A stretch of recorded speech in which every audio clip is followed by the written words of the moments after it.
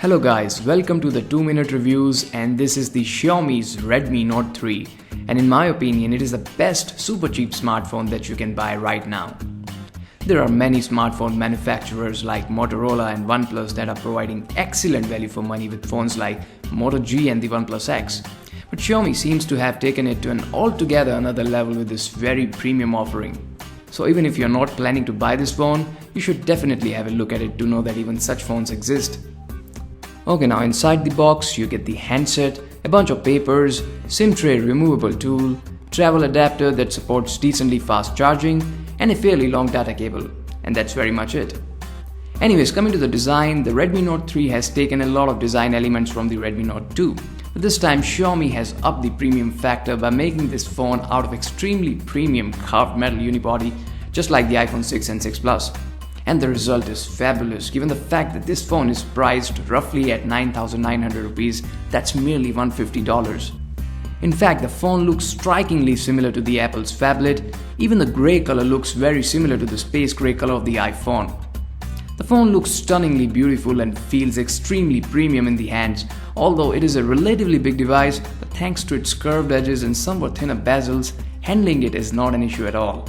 But the metal back is slippery and how.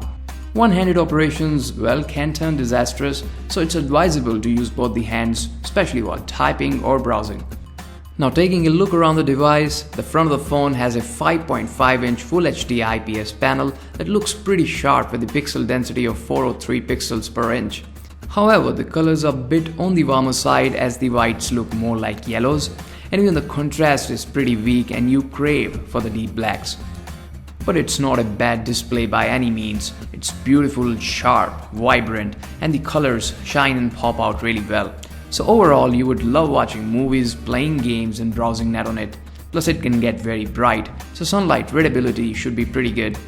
Also, the touch response is excellent, almost as good as any flagship phone that you can think of. At the top of the screen, you have a pretty average 5-megapixel selfie camera with headset and bunch of sensors, and 3 backlit keys at the bottom like you get with any other Xiaomi phone. On the left hand side you have the hybrid SIM card tray that allows you to either use 2 SIM cards or 1 SIM card and 1 microSD card in case you're running out of internal storage. At the bottom you have the primary microphone and the micro USB port. At the top you have the secondary noise cancellation microphone, a headphone jack, and surprise surprise, an IR blaster. And finally on the back of the phone you have a 16-megapixel autofocus camera with dual LED flash, and although I have just spent limited time with it, I can say that it's just decent. The outdoor shots are very impressive with good level of detailing, but the indoor shots are pretty underwhelming with visible noise and lack of saturation. But for the price point, I think it's a very decent camera with super fast autofocus and shutter speed. And below the camera you have a new premium addition to this phone, and that is its fingerprint scanner. I have to say it's extremely accurate and by far the most addictive feature of this phone for me. I literally don't miss the double tap feature of my OnePlus anymore and use this fingerprint scanner to unlock the phone every time, even when I don't have to. Anyways, at the bottom you have a single speaker unit which I think is pretty decent and very close to what you get with the OnePlus One. But as is the case with most rear speaker setup, it can easily get muffled when you place it on a soft surface. However, when placed on a hard surface, the small extended chin below the speaker does a very good job of not blocking the sound.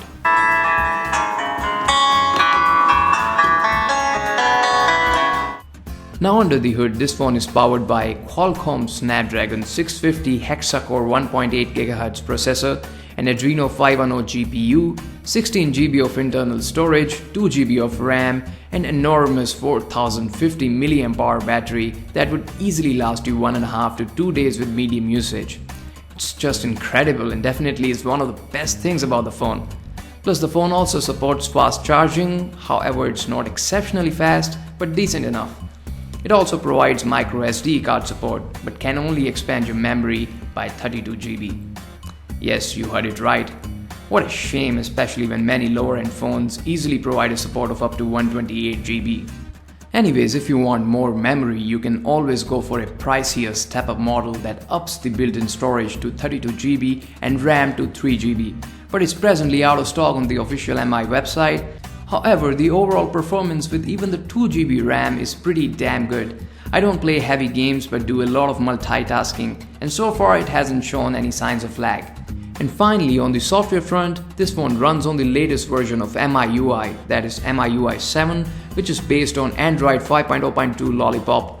It is the first time that I'm using MIUI and I'm absolutely loving it.